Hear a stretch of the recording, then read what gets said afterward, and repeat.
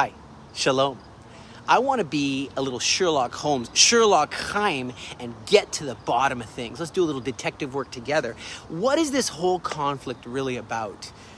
War looming with Lebanon, wars, what is behind all of this? Let's take a quick tour of some of the major conflicts that have been raging in the world that people don't talk about.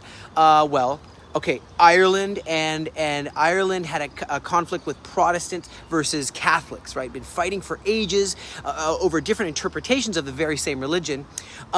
Different places in the world have conflicts. In Africa, you have various armed groups battling for control over land, over resources.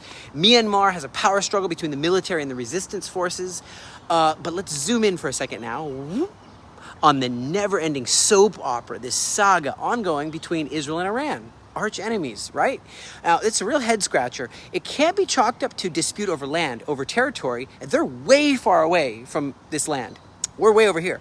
Lebanon has given up trying to claim back any land from Israel and saying it's about land and territory. No, it's not really a religious war either. Even though Iran is a Muslim theocracy, they're Shiite. There's Sunnis against Shiites. They are Shiite. There's 12 are Shiites, there's 9 are Shiites. They have an apocalyptic worldview, but they have this little idea that they keep on coming back to of, we got to wipe Israel off the map, we got to destroy Israel forever. Iranian leaders seem to be less interested in theological debates, but more just, let's get rid of Israel forever.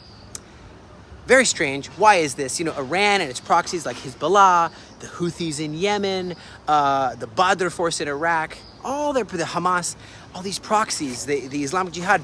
So they keep calling, it's a pesky habit to keep on calling for the destruction of Israel when Jewish people just want to sit down and talk peace and be at peace. And we're opening up negotiations with someone who's saying that we shouldn't even exist, we shouldn't be allowed to exist. Imagine you're trying to haggle with a used car salesman, okay? And you're used to focusing on getting the best deal. But this Meshuggah salesman, he's not interested in your generous offer. No, this Shmegeg's talking point is that you should die in a fiery death.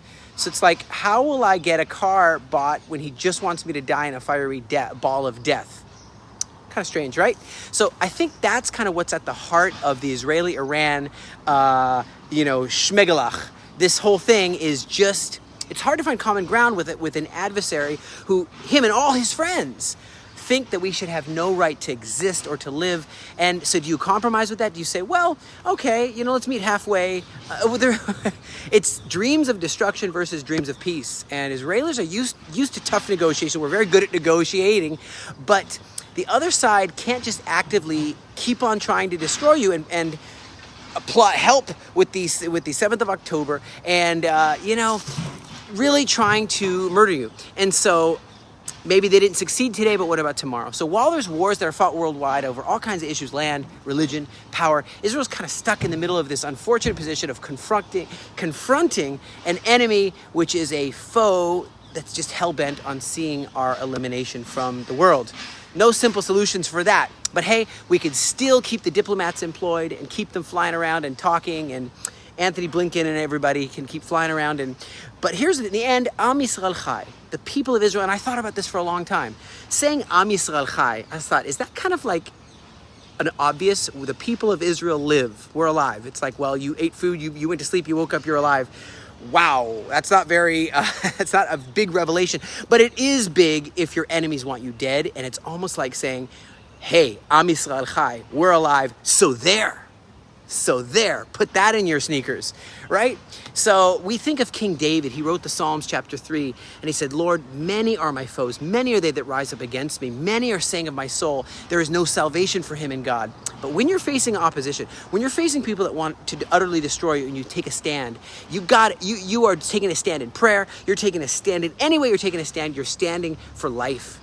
And if you're God's chosen people and they want to kill you, you better pray, and you better remember that in the end, it's a battle against God, the God of Israel. We know who wins. So let's keep praying for the true Prince of Peace's peace.